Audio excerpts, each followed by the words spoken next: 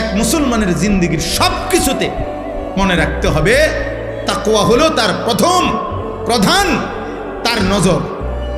আমি মুসলমান, আমার ওযু, গোসল, নামাজ, রোজা, হজ, যাকাত, ঈদ, কুরবানি, জিকির, তেলাওয়াত, দান, সাদাকা, আমার ঘর, আমার সংসার, আমার বউ, আমার ছেলে মেয়ে, আমার বাজার, আমার ব্যবসা, আমার প্রবাস জীবন, আমার দেশের জীবন, আমার চাকরি, আমার রাজনীতি, আমার সংসার, যা করছি মুসলমান যদি পরিচয় থাকে তাকে খেয়াল রাখতে হবে গুনাহ যেন না হয়, গুনাহ যেন না হয়, গুনাহ যেন না হয়, গুনাহ যেন না হয়।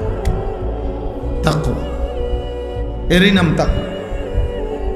তাকওয়া শুধু কুরবানিতে না, তাকওয়া নামাজেও, তাকওয়া রোজাতেও, তাকওয়া হজ্জেও, তাকওয়া জিকিরেও, তাকওয়া তেলাওয়াতেও, তাকওয়া কোরআনুল কারীমের তেলাওয়াতেও, তাকওয়া দান সাদকাতেও, তাকওয়া রাজনীতিতেও, তাকওয়া সংসারেও, তাকওয়া স্বামী স্ত্রীর মেলামেশাতেও, তাকওয়া ছেলেপেলের ক্ষেত্রেও, তাকওয়া উপার্জনের সব ক্ষেত্রে, সর্বত্র।